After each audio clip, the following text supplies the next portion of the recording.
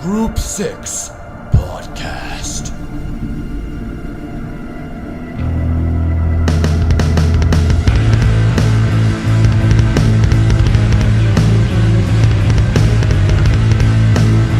Conspiracies, mysteries, cover-ups, cryptids. We talk about anything and everything, as long as it's interesting. For more info, any questions, or if you have some spicy info for us to talk about, contact us at group6show@hotmail.com.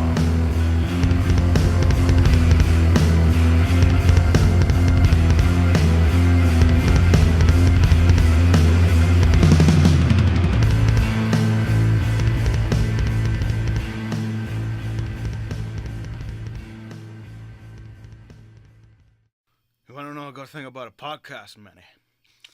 You know, you have a pod and then you cast it. Yeah, you do. You usually have neither of those things actually, but I guess that's one option. The only thing I need to know about a podcast is if or not it wastes my motherfucking time. What was that from? It's Al Pacino. Okay, Al Pacino. Oh, no, this is his father, isn't it? Vito Corleone. Oh, you're doing young Al Pacino, you know. You're Del Clemenza, you know. I'm gonna come over there. I'm gonna take my gun out of the toilet and I'm gonna shoot him. And then you have Al Pacino in Scarface, you know, like, hey Manolo, shoot that piece of shit. And then you have Al Pacino in the 90s where he's just, everything sounds like this! Yes. Actually, that is very true. He became less mellow with age, which is the reverse of most people. Jimmy, Freddie, Manny, fuck you too! Now do an impression of Jack Nicholson from The Shining. Oh, I wish we could get your face. This is good. Wendy, I'm home. Here's Johnny. Then I'll just go into like his Batman bits, because whenever you think of Batman, you do like Joker, like this town needs an enema.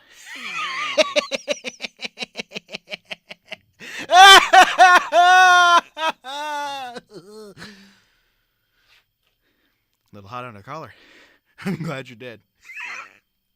It's good stuff. Yeah. Or when he's dead.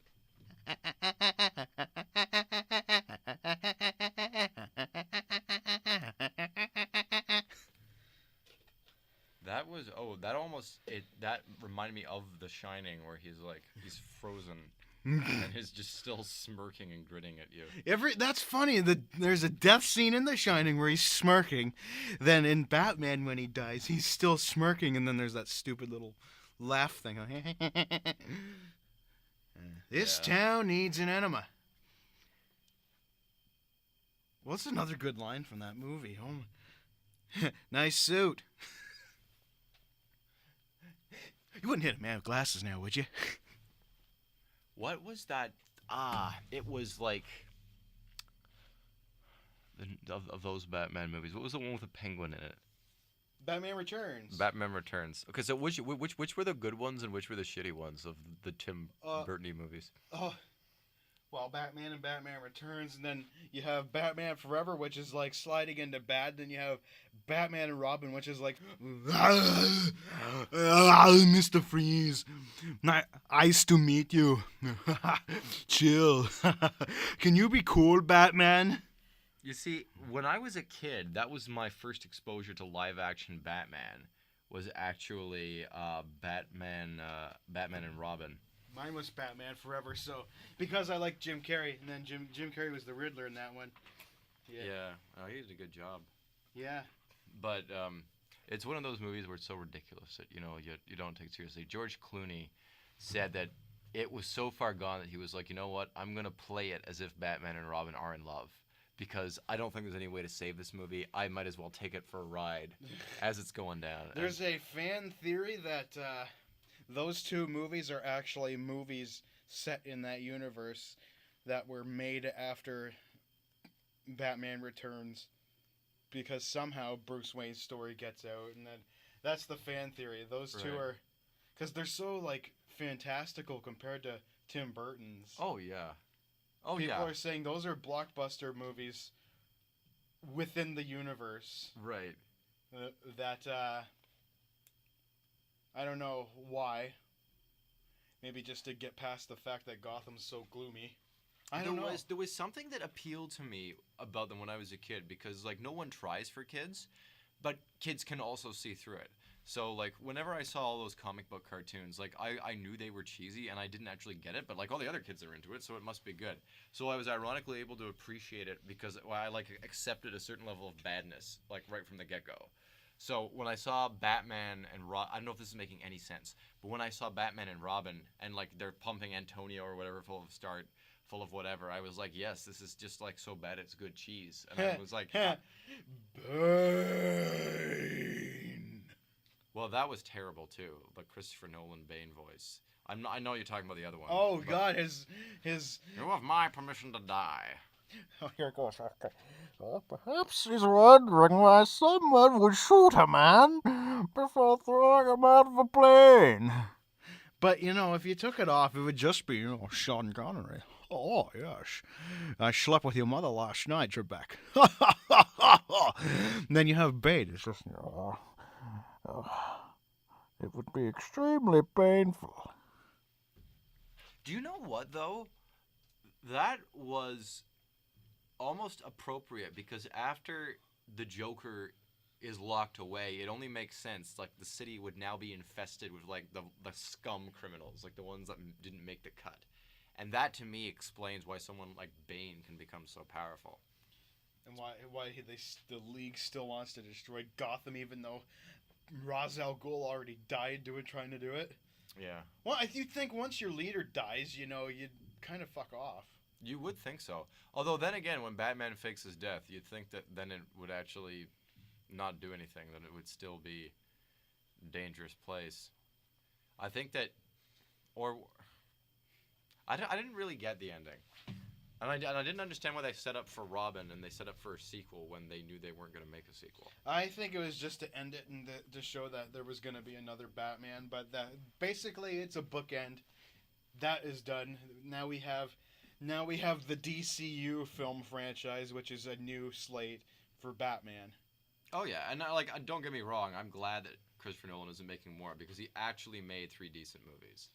One incredibly good movie and Dark Knight and is 2 good ones. Dark Knight is perfect in every way, I think. Dark Knight Rises was a bit of a disappointment for me personally. Oh, it was a disappointment for me too, but I knew that he dropped the ball because it'd been like 5 years and you naturally.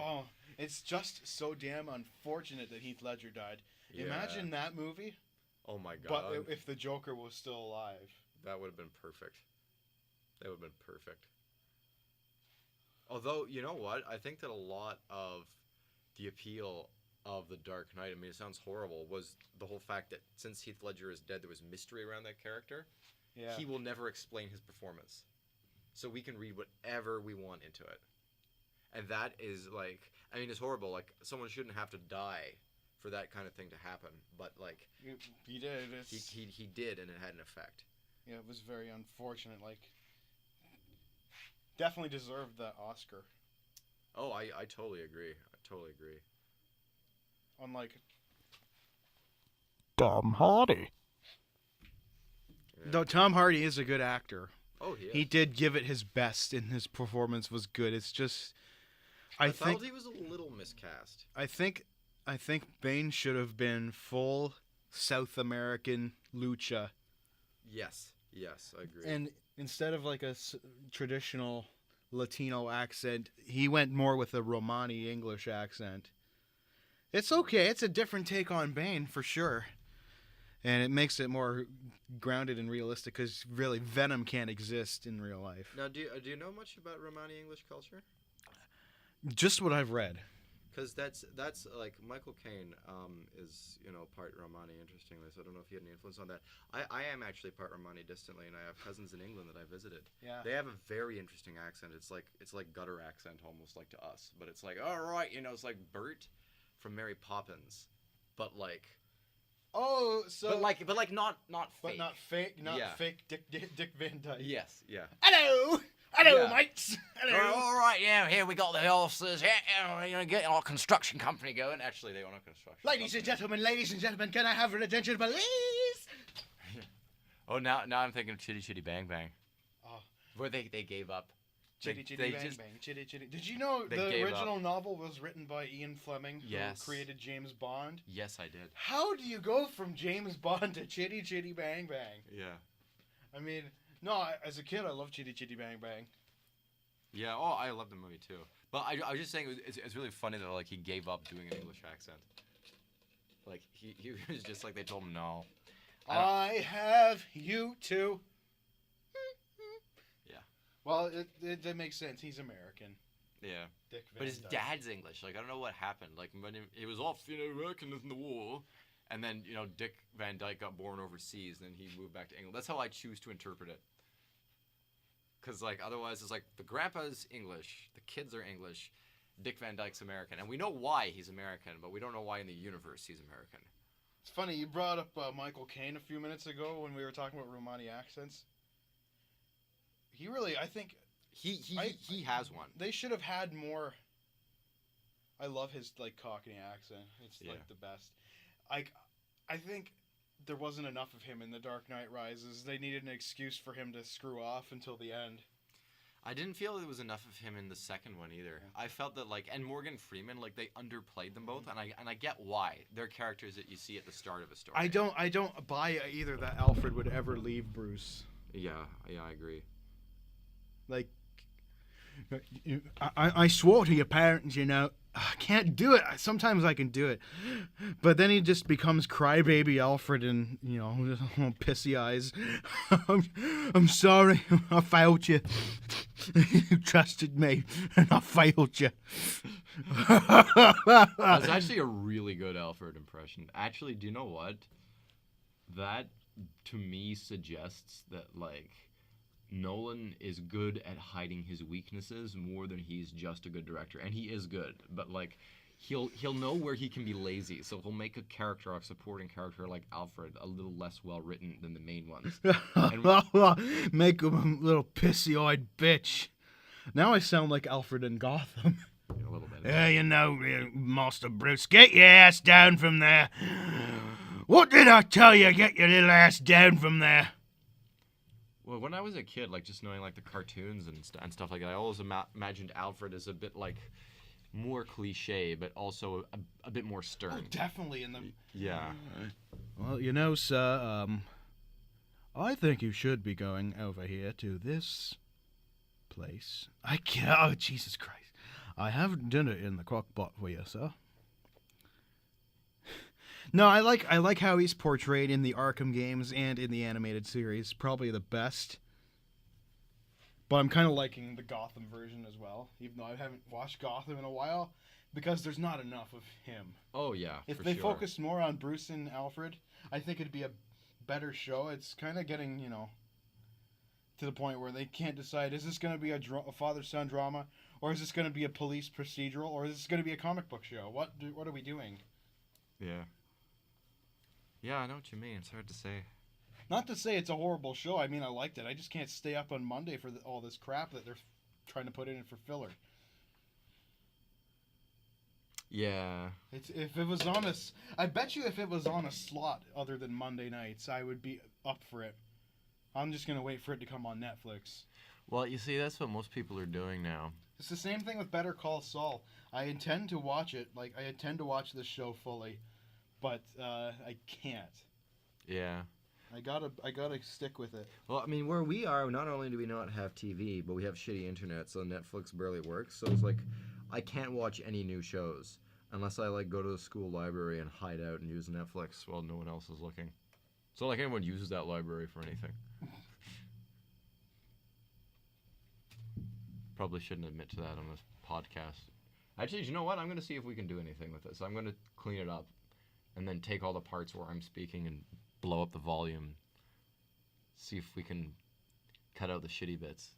Like this, where I admit that most of it is shitty. And just disguise the fact that we took a long time to get here. I've been talking for 22 minutes. Yeah, this is a pretty good for a start. Maybe we could put it on SoundCloud or something. Do you have a SoundCloud? I think so. You can make one. Yeah. Oh no, I'll definitely make one. See if we can get anything out of this. More because I also want to put other stuff up there. Like I think don't the professors recommend starting a SoundCloud for like demos? A professional sound. You can do like a professional. Then there's like you can do. Yeah, I think you put up different SoundClouds, but like you need one. You should have one for professional reasons for sure. Oh sure, yeah. Yeah. I'm thinking of turning this up. Hello. Hello. Hello, hello, hello. Hello, my name is Alfred Pennyworth. Hello, my name's Alfred Pennyworth. Like Alfred when he's in the army. I guess. Well, we're gonna find this jewel thief and we're gonna burn down the forest. And then you have another thing that grates on me about the Dark Knight trilogy. How much more worse Bale's freaking Batman voice goes. Oh, First Bale's? in the first one it was Christian Bale. Christian Bale, yeah. At first it was cool. It was really cool. And then all of a sudden it's just like, what are they? And then the inconsistencies, like Lucius Fox knew who he was in that movie, but he still talks to him like this. He's like, I need you to help me, Lucius. Why doesn't anybody call that into question? Yeah, I know. Catwoman knew who he was in Dark Knight Rises. Well, I mean, I get artistically why they didn't. They wanted to have that, like, Batman aura, because if he speaks in the suit with a normal voice, it's ruined. But surely Christian Bale and Christopher Nolan knew that people were making fun of his voice, that the suspense and the drama had already kind of been ruined just by coming up with that character. I mean, the first time you see him in Batman interrogating somebody, it's fucking badass, Where are the other drugs going? Swear to me! Oh, for sure. But then it just becomes a caricature of itself. Like, that's a one-note character trick. You can't just pull that off and make personality out of it. But then he'd just do it every time, like, fingerprints. I'm not wearing hockey pads. I mean, you should have like a more in-between voice, because, you could have maybe in between when you're just normally speaking. If you're trying to intimidate somebody, sure, go full on. I'm interested to see what Ben Affleck's Batman voice will be like. Oh, for Is sure. it going to be more like the difference between Kevin Conroy's Batman and his Bruce Wayne? Is it going to be more like Michael Keaton's differences between Bruce Wayne and Batman? I mean, he had a really good Batman voice. He just put a little whisper into it. Oh, for sure. And that's what I expect. I don't expect him to be aping the Christian Bale version at all, just because of, obviously, the reputation. Apparently, according to Ben Affleck's wife, she said his Batman voice is, quote, sexy and authoritative and decisive or something. Right. So maybe she's biased. She is biased. Now, that strikes me as maybe it'll be more like Kevin Conroy, because I definitely get that air from him when he's doing his Batman voice. Oh, yeah. He's got the, I'm Batman. Make sure you go in there and... He doesn't, do any crazy stuff. He just has a really threatening, deep voice when he's doing Batman. When he's Bruce Wayne, he's just, kind of at a I think regular that level. also that whispery kind of, like, droning, that's more in vogue now. But I think Steven Seagal kind of ruined that. Yeah. Steven Seagal's just like, I'm Steven Seagal. I'm gonna arrest some guys because I'm a sheriff. Or like Viggo Mortensen or someone like that. Like, that was one big problem with his performance with Aragorn. As good as it was, he had no moment where he really stood up and he got charisma. He was always that ranger in the wilderness. To me, anyway. I didn't really... And it was better that they cast him as that than who he would become. But, like, I didn't really feel that anyone would have made him king for any reason. I felt that he was just, like, some guy that came along. Yeah, I know. I felt like that when I watched them. Like, he's king, why?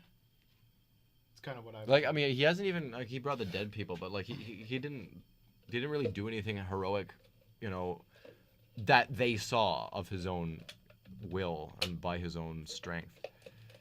So, I don't know. And I like Viggo Mortensen. I like him as a person. He strikes me as very down to earth. He comes out actually to the area sometimes. Like, doesn't he have like a relative in Kingston he visits? I don't know. I've never heard of that. Yeah, someone I know in Kingston told me that.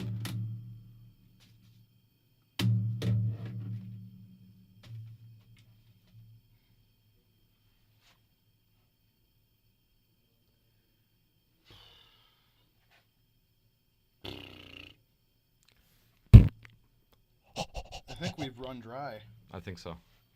That's good. That can be like a half-hour show, pretty much. Oh yeah, for sure. Right to. Yeah, do you know? We'll call it the pilot. Yeah. Testing. We should make up a cool intro. Right. Yeah. We got to know what we're gonna call this. This is gonna be like the Brian and John show. Brian and John Bryan. Call it John Bryan, and like Brian because your name's spelt like it's the last name, sort of. Brian Johnson. So you put your left foot in. Oh yeah, you put your right foot out. You know, we should actually. Do you have any way of bringing like or like doing a recording at home with like an electric guitar or something like? Get somebody to do that, and then make up some kind of like intro. Well, there's guitar sound effects on the T drive. Yeah. I used that for like a mock intro for my podcast assignment. It sounded pretty cool. Oh, nice. Yeah, I like that. Yeah, you could probably actually just with EQ, you could probably do a lot. Distortions, reverbs, and all that. If I can remember how to do any of that. I'm just gonna have to accept that I'm a competent at production. Do I think I'm gonna be in production as a job? No. Mm-hmm. Definitely not. Oh, same. Part of my Yeah. path. I'm not a perfect one. I probably never will be. Yeah. Just. Sure. I mean, I have all these other strengths though. I can do sales, promotions. I like doing those the best, and then of course announcing number one. Yeah. Oh yeah, and copy. Copy's a breeze. Yeah, I find that announcing and sales are my favorite so far, and I also really like writing. You know, I gotta get going, and I Yeah. gotta go voice track, and then get out of here. Yeah. Oh, I gotta pull stuff off the logger still. So when you edit this down, just send it to me or something. Oh, I'll send it to you first. We should definitely roll with this. I think it's a good idea. I think you got more topics in your head, and I probably do too. So, It'll end up being lectures about conspiracies. I'm Jesse Ventura, and this is Conspiracies Theories. see, Obama, he had all of the representatives, get this, of the Bank of Azerbaijan present.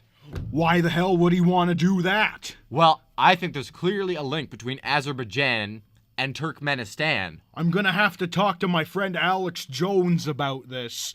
I'll get back to him. Actually, he's coming in right now. Alex! Yeah, Jesse Ventura. Yeah, I'm really good friends with Jesse Ventura. Just check out Infowars.com and, there's a war on for your mind, and I think what John's saying here is really all correct.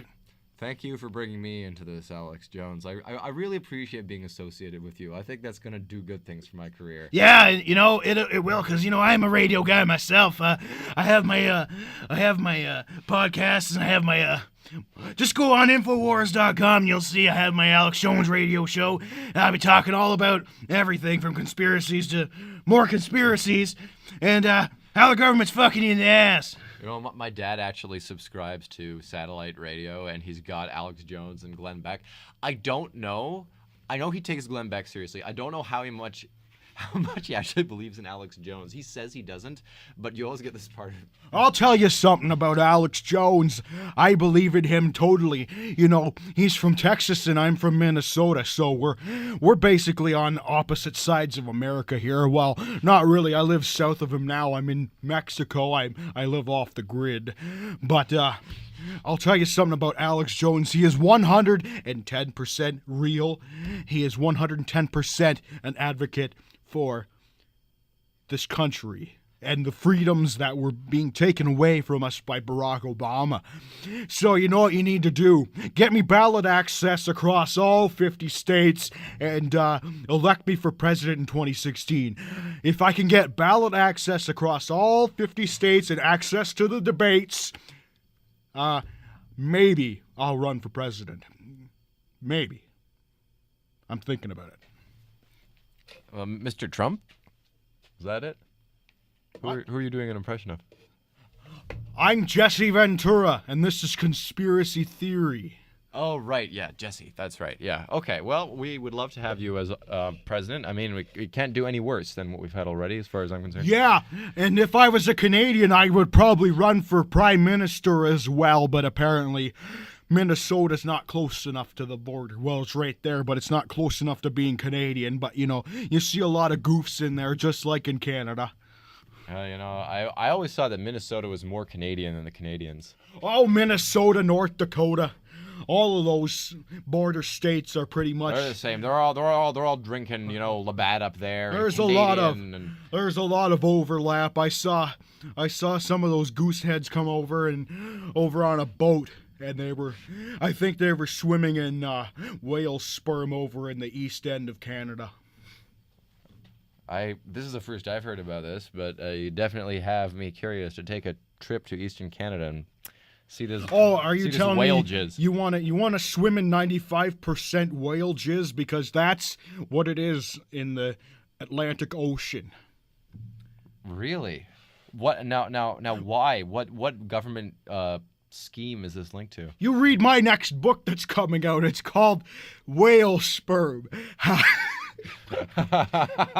It's called Whale Sperm, and the big conspiracy behind it. Now, what's going on is my team, which includes my son Tyrell, is we're finding out if whale jizz is the cause of global warming, and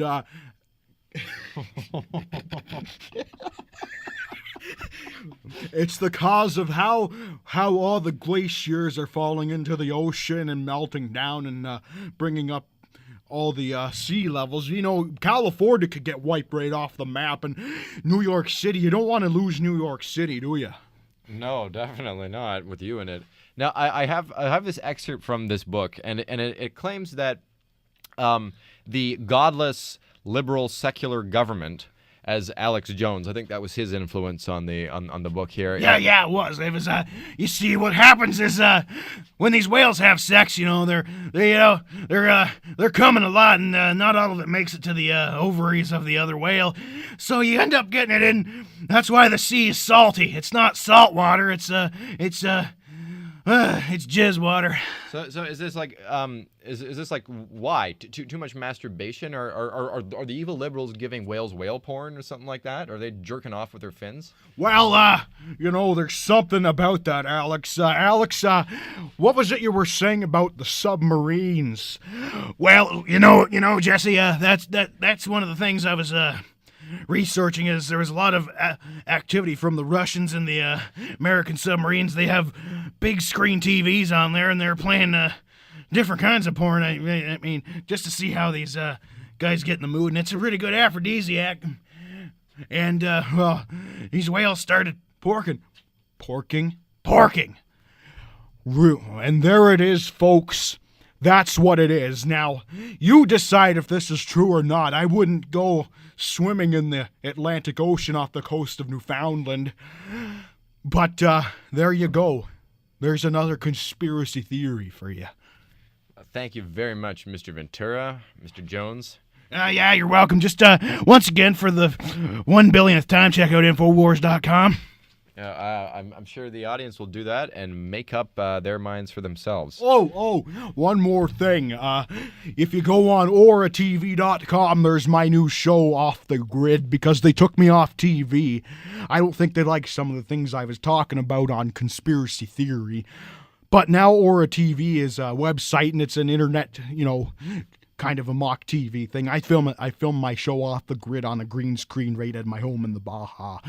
Right after, I like to take a nice day of surfing, and then I put on one of my goofy ass shirts and show off my riff-raff hairdo, and I talk to people.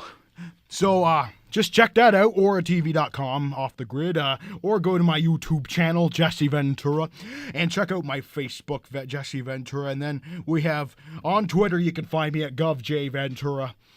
Just send me a tweet, and maybe I'll Maybe I'll tweet you. I don't know. I'm thinking about it. Stay vigilant. That's good advice. I'm still trying to figure out how you can be on internet if you're off a grid, but maybe my brain doesn't understand everything at this point. Thank you very much, both our guests. I'll tell you why. Let me tell you why I can do that. Because I'm a former governor, a Navy SEAL, a fighter. Yes, yeah, we know your resume, sir. It's very impressive. And I've written several books which may or may not have been with the help of a ghostwriter. Okay, yeah. That's how you can do it? That's it. That's all I have to say. Wow, I didn't know. I didn't know that conferred such a power that the mainstream media attention made you off the grid. That Well, sometimes Alex said that the Bilderberg group was out to kill me, so I was like, well, I'm just gonna boot it off to Mexico then, and then True TV took me off their slot, and they decided to ban my TSA episode because I was getting strip searched. I have a titanium hip, so the gun or the metal detector always goes off when I'm flying somewhere, so I don't fly anymore. You see, I've heard from some of these other conspiracy nuts that your hip means that you're a cyborg, and that you're deceiving the American public. Well, it's not. It's just a titanium hip. There's no stuff that I know of. I mean, I'm sure I would find out if there was anything wrong with me and any electrical implants. I haven't been abducted by aliens, so I don't know. All I know is I trust. But you know people who have. I trust my doctor, and I've met people who say they have. Okay, all right. I don't know. I see. Well, we know you're very skeptical and you're very careful with what you believe. So, I am very skeptical. You should see the episode I did about reptilians. That David Icke guy, he couldn't tell me straight what was going on, and I told him to tell me where to see when he's just all about the money. That's what he's all about. Although, you know what? The thing about David Icke that impresses me is his imagination. If you're going to scam people, you could do it in a much less creative way. Like, L. Ron Hubbard was an evil man, but, like, he was imaginative. And he didn't just, like, rip off other people's religions. He made a fucking unique religion, I would say. I talked to Tom Cruise a lot. I was trying to get into one of his Mission Impossible movies. Really, I don't believe in the whole Scientology thing, but I stand by them having the freedom to believe in whatever they want. Yeah, that's what I fought in Vietnam for. You see, I was a former Navy SEAL back when it was just the UDT underwater demolition team. I know how to blow things up. Right. You fought for Scientologists. I fight for everybody in this country, and I still fighting today. You see, they're really judging you now in the government if you believe in the Muslim faith or if you believe in conspiracy theories even. Sure. You'll get put on a watch list or something. I don't know. I've heard a lot of that, and they're trying to shut me up a lot. So I'm just fighting for the freedom to do whatever you want and, not have the government breathing down your neck. Well, that's something that I hope we can all get behind. Just like a creepy government spy. Thank you very much. So, I hope that you enjoyed our guest speakers. They were hopefully very entertaining. Brian, what did you think of that whole thing? Sorry you had to go for that. Jesse Ventura. Well, he's still here. He hasn't left yet. What are you doing here? Well, I was looking for a place to go, but I don't have a schedule, and you guys aren't being dickweeds to me and not crying because I don't believe the same thing you do. Well, Jesse, that's really good. I mean, I just got back, but I was listening to it on the monitors while I was taking a dump, and it was, really great. Jesse, I believe in everything you say. Well, thanks. Have you served your country? No, I haven't. Well, thank you for your service. Well, he just said that he didn't serve his country, though I'm sure he'd be willing to. I was being sarcastic. He doesn't know a thing. Well, he hasn't served his country at all. But in Canada we don't have the same sense of patriotism. I think you could serve your country in your own way. You know, whether that's Well, since I stopped serving, this is how I've been serving it by preaching about freedom and all that. right. Well, how do you know that Brian doesn't do that? Yeah, Jesse, I do the same thing, you know. I follow you religiously. Religiously? Are you going to start a Venturaism? You know, I might. You know, do you want to do a sermon for me? Yeah, you know, that would be great. It's been a pleasure. I got to go. Pleasure talking to you, John and Brian. Yeah, see you, Jesse. Yeah, see ya.